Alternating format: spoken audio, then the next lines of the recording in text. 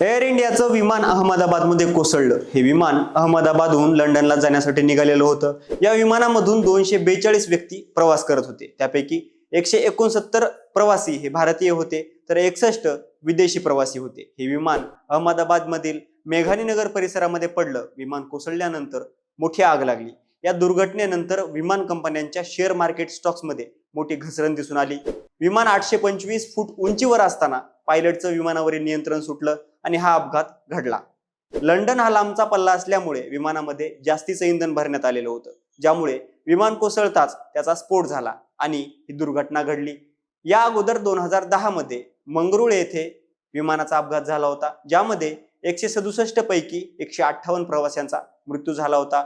बँगलोर, पाटणा आणि छत्रपती संभाजीनगर येथे झालेल्या विमान अपघातांमध्ये 400 पेक्षा जास्त प्रवाशांचा मृत्यू झाला होता। आता अहमदाबादमध्ये झालेल्या या दुर्घटनेमध्ये सर्वच प्रवासी जखमी झाले आहेत, पण मृतांचा आकडा अजूनही उघड झालेला नाही।